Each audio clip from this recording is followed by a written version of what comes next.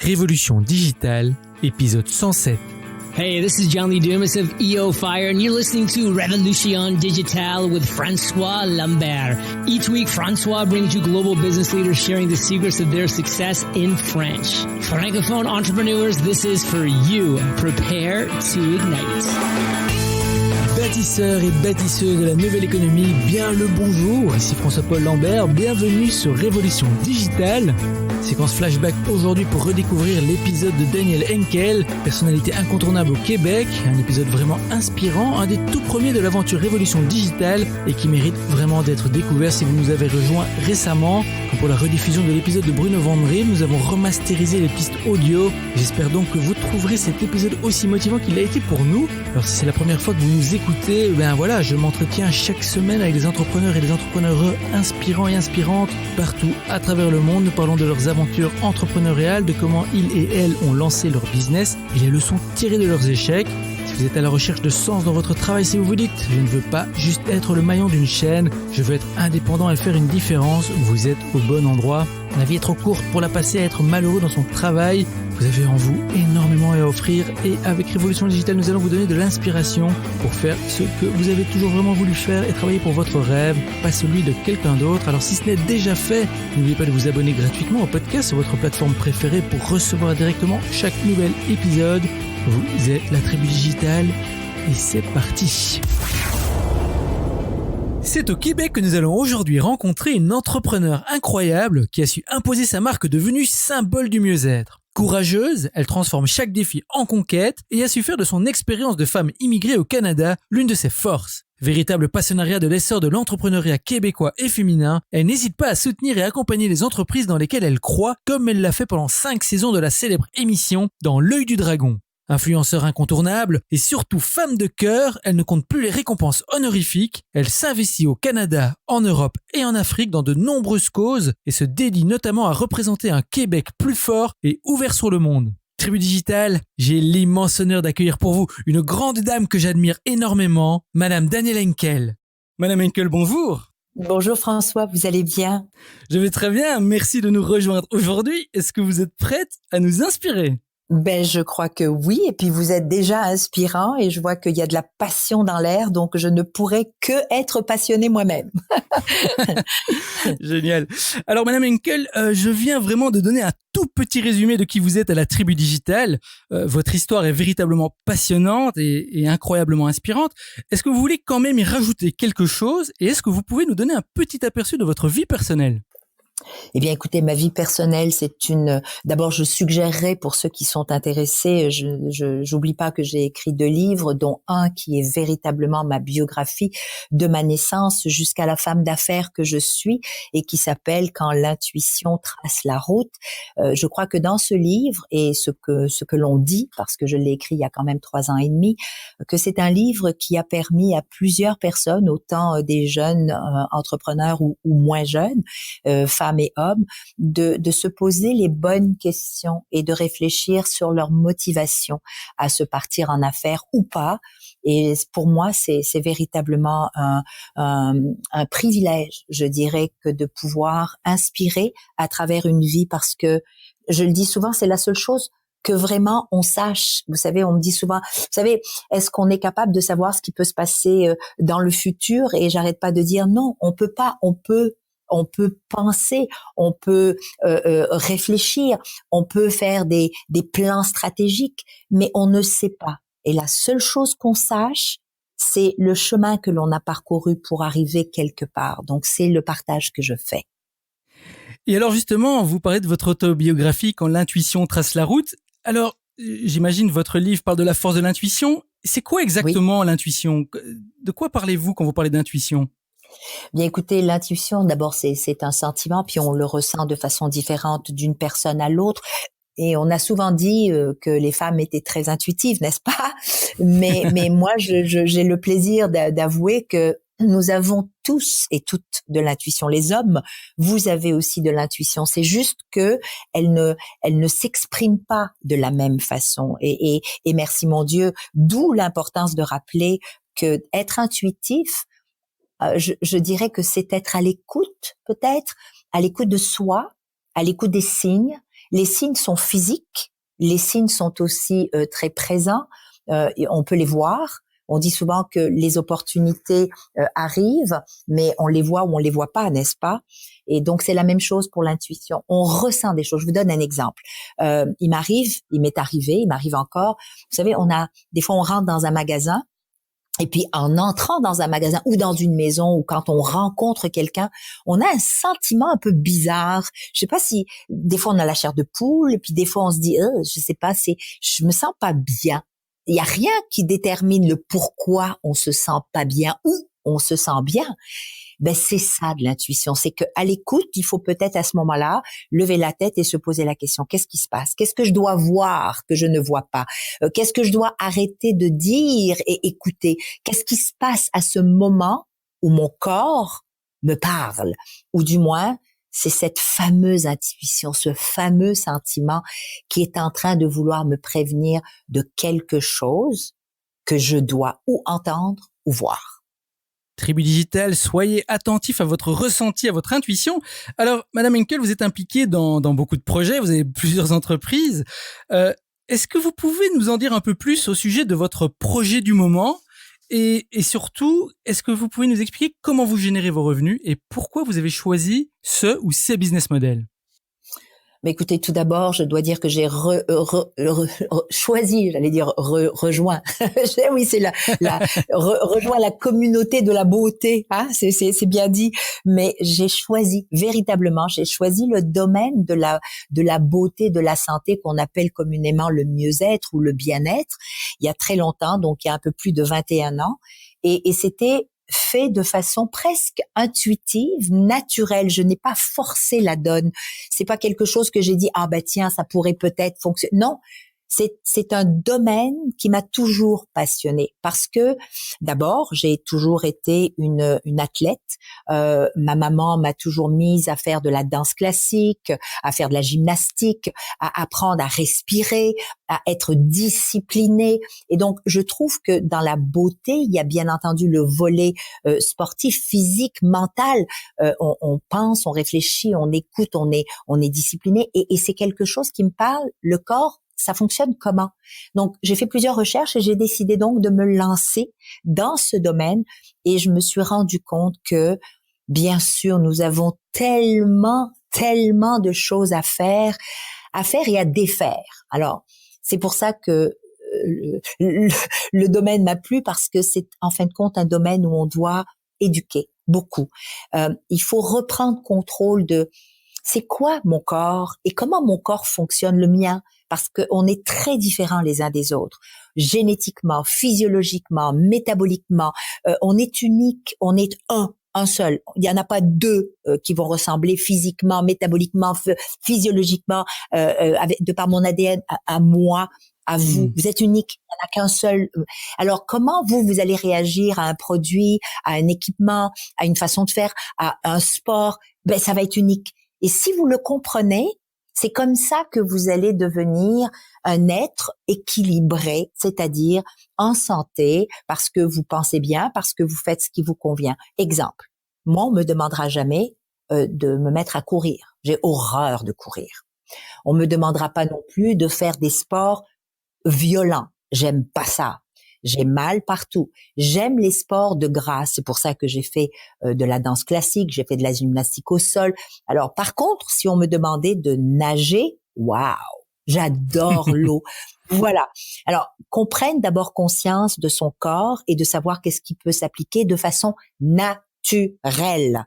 Par pitié, il n'y a aucune machine invasive qui peut faire du bien à ce corps-là. En fin de compte, à chaque fois qu'on touche à l'écologie du corps, parce qu'on parle beaucoup de l'écologie environnementale, mais moi, j'aime parler de l'écologie du corps. Ben, si on respecte son corps, et si on comprend comment il fonctionne, et si on comprend comment le stimuler tout simplement, et lui donner ce dont il a besoin pour bien fonctionner, mais sapristi, on ne peut que être bien. On ne peut que être équilibré. On n'est pas à la course pour être en beauté. Alors, comment je génère mes revenus? Eh bien, j'ai commencé par le gant Renaissance. Le gant Renaissance, c'est simple à dire, mais ça parlait de lui-même d'un domaine qui était très méconnu, mais pourtant qui est important. c'est l'exfoliation. Vous savez que de s'exfolier le corps au complet, c'est un acte premier de stimulation de la microcirculation qui est absolument nécessaire. Deuxièmement, c'est d'enlever les peaux mortes pour laisser les pores respirer, inspirer et respirer. Vous savez que l'organe humain le plus important respiratoire, c'est la peau. Il y a beaucoup de gens qui ne le savent pas. Donc voilà, alors je suis passée du gant à bien entendu des technologies avant-gardistes que d'équipements médicaux, à la création de l'académie, justement, Daniel Henkel, parce que c'est là où on donne des formations à des professionnels de la beauté et de la santé. Maintenant, le projet de l'heure, qui est donc la somme totale de ces 21 ans d'expertise, ce sont les cosmétiques Daniel Henkel, donc des cosmétiques qui ont été pensés, réfléchis écologiquement, donc en respect de la nature, de l'environnement et du corps. Donc là-dedans, il n'y a aucun produit nocif, c'est naturel et c'est efficace. Alors voilà comment, et bien entendu, on est concepteur aujourd'hui de franchises. Donc on vend des franchises, des pop-up, je les appellerai des cliniques beauté pour des gens qui veulent se lancer dans ce domaine. Donc ce sont des franchises clés en main. Wow. Merci pour ces détails fascinants, Madame Henkel. Et Tribu Digital, gardons ça à l'esprit, car nous allons maintenant explorer rapidement le parcours entrepreneurial de Madame Henkel, son aventure en tant qu'entrepreneur. Alors, Madame Henkel, votre parcours est vraiment remarquable. Vous êtes née au Maroc, vous avez grandi en Algérie, avant d'immigrer au Québec à 34 ans. Vous avez alors dû tout recommencer à zéro ou presque. Oui. Alors, commençons par cette question. Nous l'appelons l'appel à l'aventure. Quand avez-vous su, au fond de vous, que vous vouliez devenir entrepreneur? Et si vous ne vous êtes pas lancé tout de suite, qu'est-ce qui vous a retenu? De bonnes questions, cher monsieur. Ça prendrait des heures pour répondre à ça. Je vais essayer d'être concise. Alors, vous savez, on reconnaît une chose chez nous. Enfin, quand on se connaît un peu, quand l'être humain apprend à s'écouter, à se connaître ou à vouloir se comprendre, parce qu'on parle toujours des autres, mais c'est un peu de faire le retour vers soi. Je sais que j'ai toujours été naturellement disposée ou prônée au leadership. Même toute petite, j'avais ma gang, comme on dit, tu sais, je voulais faire les choses différemment, puis j'entraînais les autres, puis on faisait les choses. Donc, on appelle ça avoir le sens du leadership, donc la motivation, être avec les autres, de trouver des façons de s'exprimer, de communiquer. Maintenant, avant d'arriver au Québec, même avant d'arriver, parce que c'est au Québec que je suis devenue entrepreneur après 7 années à travailler bien sûr dans d'autres entreprises, mais bien avant, vous savez, quand on vous donne des projets, quand vous travaillez pour d'autres personnes, généralement, on a l'habitude de dire, tiens, elle a l'air de savoir quoi faire, on va lui donner des projets, puis à chaque fois, c'était des projets de plus en plus complexes. Eh bien, c'était assez remarquable de voir à quel point j'avais une fierté et une facilité, mais à trouver des solutions. Alors, dans les projets les plus complexes, là où tout le monde me disait, mais c'est impossible, on n'y arrivera pas, je trouvais des façons de faire en sorte que peut-être que ça fonctionne pas à 100%, mais que ça fonctionne au moins à 50%. Et c'est là où j'ai compris ce que c'était que d'être un intrapreneur, mais un entrepreneur. C'est que on est capable de prendre des risques, on est capable de trouver des solutions, on est capable de ne pas baisser les bras, on est capable de voir la lumière même dans les moments les pires, on est capable de relever des défis. C'est être entrepreneur. Et je rajouterai à ça, savoir et ne pas avoir peur de prendre des risques. Et ça, c'est une de mes grandes capacités. Alors, j'allais vous dire que devenir entrepreneur, vous savez que c'est une décision aussi intuitive.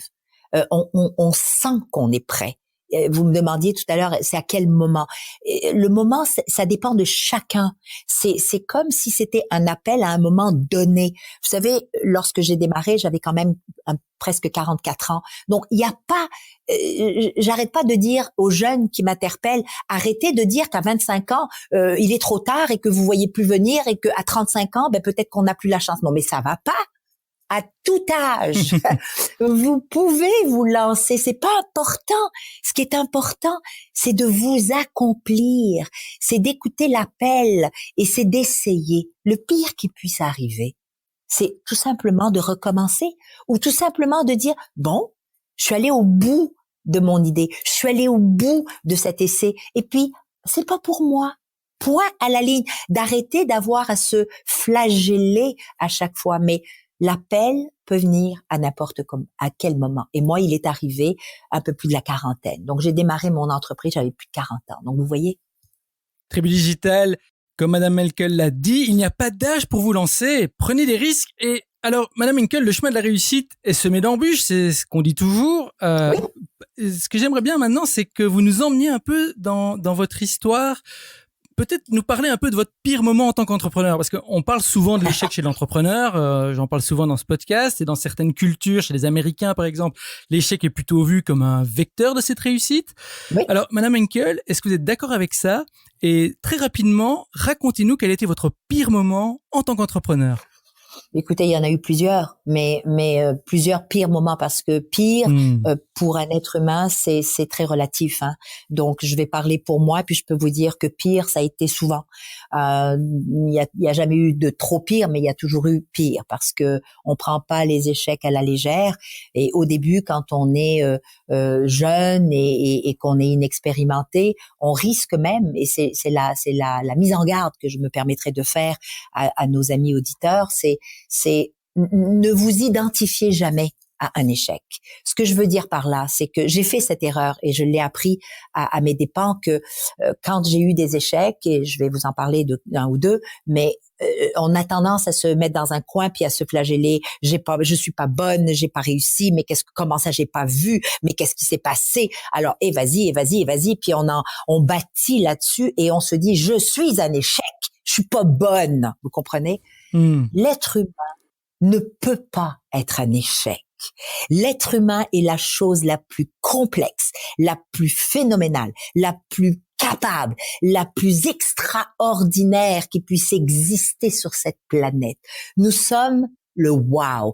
Tout ce qui nous entoure a été créé par un être humain. Alors vous voyez que la capacité créative, innovante d'un être humain est illimitée. Donc on n'est pas un échec.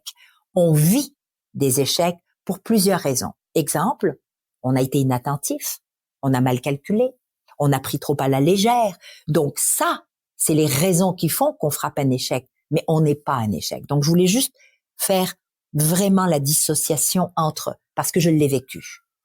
Et un de mes pires moments, si vous permettez, je ne l'oublierai pas de sitôt. Vous savez, quand on bâtit une entreprise, mes enfants sont avec moi dans l'entreprise. Je pense que vous le saviez, c'est une entreprise familiale.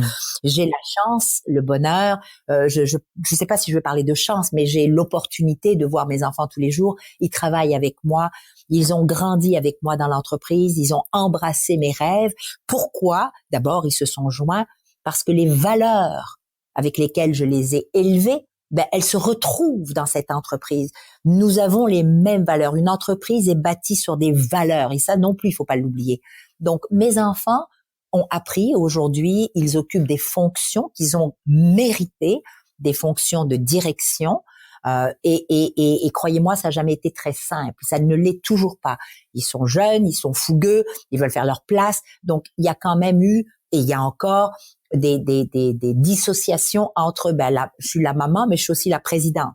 Par contre, lorsque j'ai eu le grand bonheur d'avoir été informée il y a quelques années, il y a 8-9 ans, que 3 de mes filles, donc les 3 têtes dirigeantes de mes filles, ensemble, elles ont décidé à 3-4 mois d'intervalle de m'annoncer qu'elles étaient enceintes.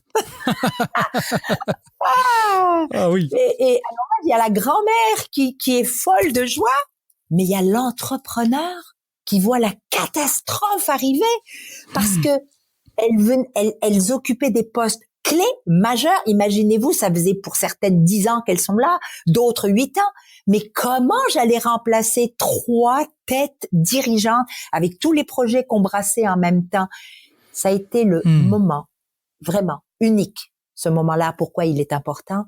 Donc c'est pas un échec, mais c'était presque, parce que ça a été l'échec dans ma façon de penser, c'est que j'allais tout laisser aller. Je me suis dit, je serais incapable de recruter, incapable de transmettre ces connaissances-là à quelqu'un qui va prendre la relève en si peu de temps, et je serais moi incapable de gérer notre entreprise qui était en pleine croissance. C'était impossible. Donc, j'ai eu quasiment la réunion de famille pour dire, je pense que je vais passer les rênes à quelqu'un d'autre. Nous allons vendre. Alors ça a été pour moi l'échec de la panique, vous comprenez? Et ça, c'est là où on se rend compte que faut jamais oublier qu'on reste un être humain. Là aussi, c'est important. C'est important. Donc ça a été un de mes échecs magistral, mais échec de vision, échec de prendre le temps de recul et de voir venir les choses, vous comprenez. Et j'ai pas pris ce temps-là et j'ai paniqué. En fin de compte, c'est ça. Les autres échecs, bien sûr, le majeur, celui que va rencontrer un entrepreneur à toutes les étapes de son entreprise, moi incluse, c'est bien entendu le financement. Comment on se prépare à ça? Donc, j'ai frappé le mur plusieurs fois. J'ai eu des non à plusieurs fois, même aujourd'hui. Donc, c'est comment gérer cette soi-disant réflexion de savoir quand on a besoin de financement, comment on va le demander, à quel moment et avec qui.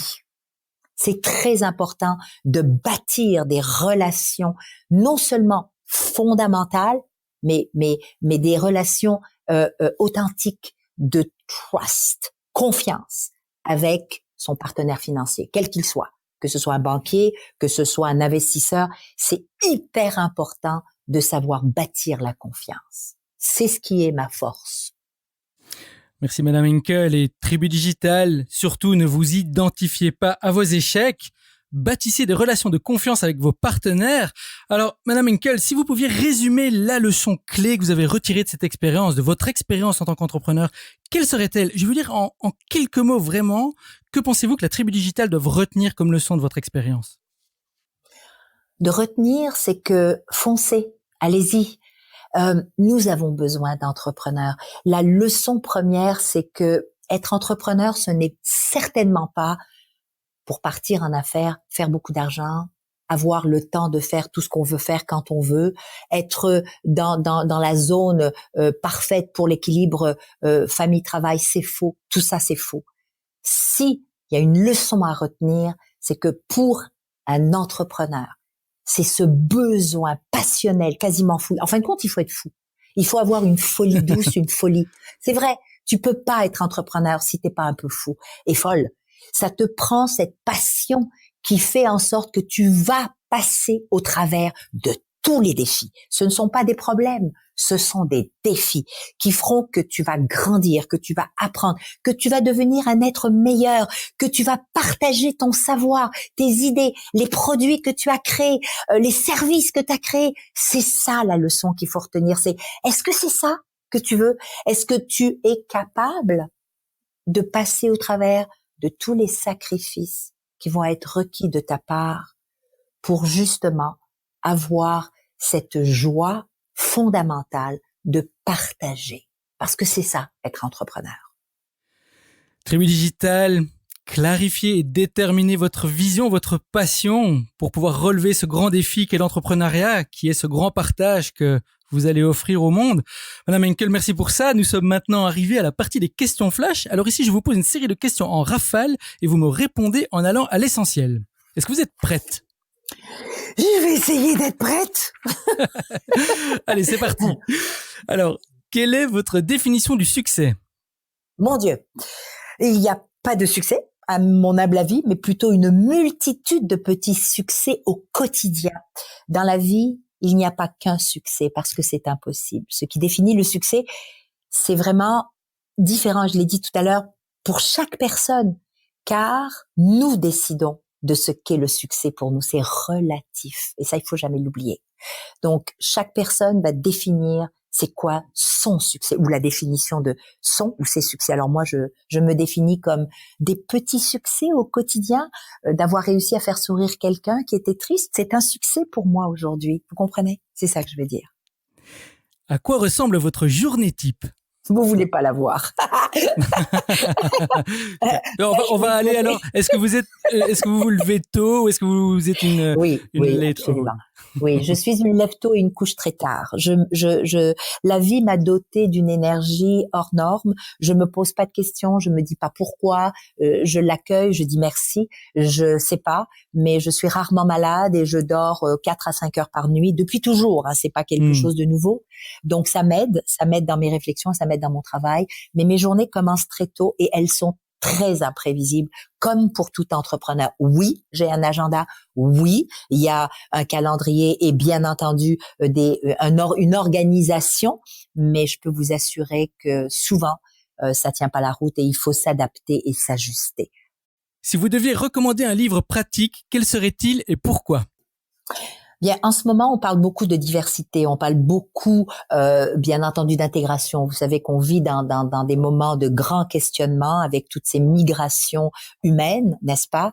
Alors, j'ai un livre qui a été très bien écrit. Je suis en train de le lire, donc je vais vous donner un peu d'informations, mais je suggérerais justement qu'on le lise. Ça s'appelle Bienvenue dans le siècle de la diversité et ça s'appelle aussi La nouvelle carte culturelle du monde. Ça a été écrit par monsieur Jean-Louis Roy et c'est les éditions Stanquet. Alors, c'est un livre qui nous amène véritablement en prise de conscience du chavirement complet entre l'Ouest et l'Est. Vous savez, ce ne sont plus les États-Unis, c'est plutôt la Chine et l'Inde. Vous savez, aujourd'hui, on va parler des technologies de l'information, mais à une vitesse grand V. Comment ça va affecter aujourd'hui le monde de l'information, alors qu'on sait qu'il y a environ 3 milliards de personnes qui sont connectées, mais nous savons que d'ici 2019, 2020, il va y en avoir entre 5 et 6 milliards de personnes. Alors, comment ça va affecter notre quotidien, nos affaires, l'information? C'est très intéressant ce livre-là. Donc dans les thèmes de migration des richesses et des nouvelles forces économiques mondiales, il faudrait se pencher sur cette lecture parce qu'elle pourrait justement nous guider dans nos prochaines actions entrepreneuriales et nos décisions aussi, surtout à l'exportation. Quels outils ou applications productivité ou autres, technologiques ou pas, utilisez-vous régulièrement? D'abord les réunions et les rencontres avec mon équipe, avec ma direction. Il y a une rencontre mensuelle avec les directeurs tous les jours. Je rencontre aussi les employés, pas de les voir de façon formelle, pas du tout. J'ai l'habitude de me promener dans mon entreprise régulièrement. Dès que j'arrive le matin, je fais le tour de tout le monde, je dis bonjour, parce que vous savez, souvent dans un sourire ou un non-sourire, dans des yeux, je suis capable de voir que quelque chose va ou pas et souvent ce qui affecte mes collègues ou mes employés personnellement, ça va affecter automatiquement leur travail. Donc j'appelle après leur dirigeant direct et je leur dis écoute, tu devrais appeler un tel ou une telle et puis lui demander si tout va bien et comment on peut aider.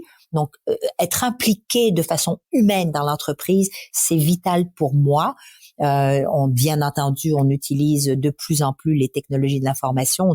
On doit être à la fine pointe pour pouvoir innover, mais aussi être connecté, comme on dit, mais pas trop dans le sens où je veux garder le contact humain. Exemple, je vais vous envoyer un courriel, mais je vais d'abord essayer de vous parler au téléphone ou de vous voir. Je suis restée comme ça. J'aime entendre la voix des gens parce que souvent les courriels ne sont pas très clairs et quand ils ne sont pas très clairs peuvent amener à des incompréhensions ou des messages qui sont mal interprétés.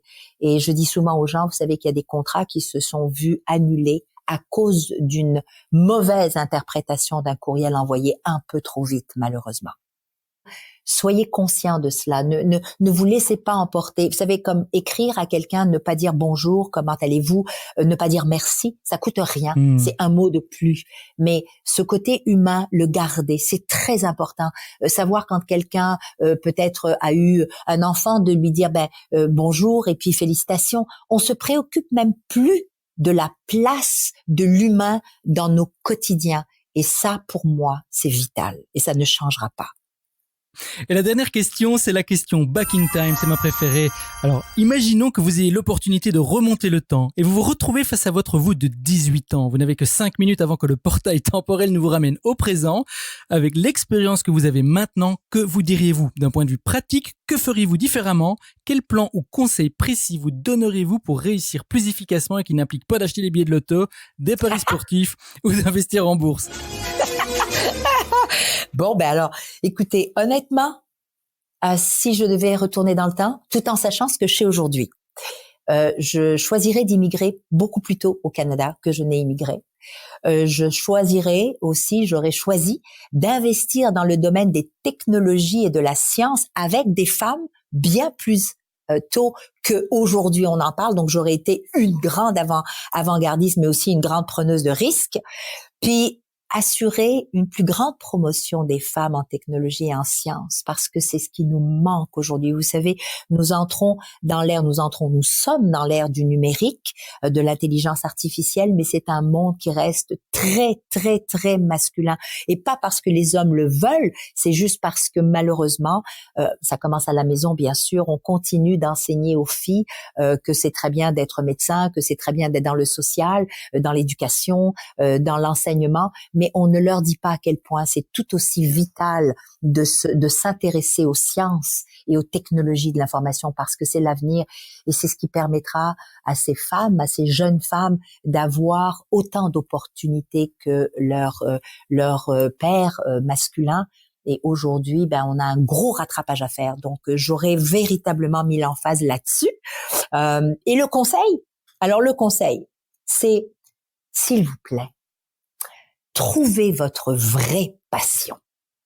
Faites les choses parce que, voilà, quand vous allez parler de cette chose ou de ce service ou de cette idée, vous allez voir que vos yeux pétillent, votre cœur bat beaucoup plus vite, vos mains se serrent quand vous parlez, on a envie de vous écouter parce que vous êtes ça. Et c'est aussi d'accepter de faire des sacrifices et de s'accepter soi-même. Qu'est-ce que c'est compliqué de s'accepter soi-même, avec nos forces, mais aussi avec nos défauts. On va toujours avoir tendance à se critiquer, à être beaucoup plus exigeant avec soi-même. Soyons tolérants avec soi-même. Ayons de la compassion pour soi. Nous ne sommes pas des robots. Nous sommes des humains. Nous allons faire des erreurs. Nous allons avoir des défis et des échecs. Et c'est OK. C'est de se dire fine. C'est le chemin à prendre. It's OK. C'est un choix que j'ai fait. Donc, si la jeune Danielle doit être consciente aussi, je dirais à cette jeune Danielle de toujours, et je crois que l'avoir été, mais de garder cette conscience intense des mots que je prononce, parce que ils doivent être choisis avant de m'adresser aux autres et à moi-même. Vous savez, les mots sont puissants. Les mots font les guerres et les mots font la paix.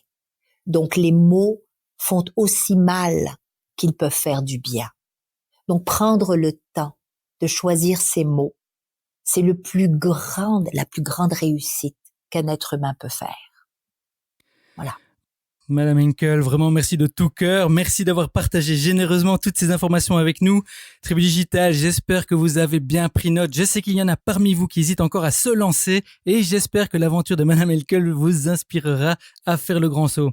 Alors à ce titre, Madame Henkel, pour le mot de la fin, que diriez-vous à nos auditeurs de la Tribu Digital qui hésitent encore à se lancer ou qui se sentent bloqués? Si vous avez un dernier mot, conseil à leur donner, quel serait-il? Si ils avaient une seule question qui pourrait les décider à se lancer en affaires ou pas, ce serait: suis-je prêt à tout perdre et à recommencer? Si la réponse est non, ne vous lancez pas.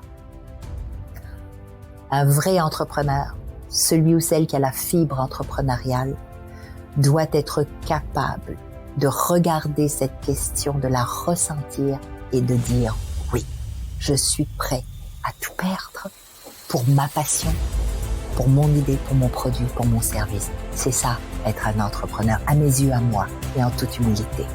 Voilà.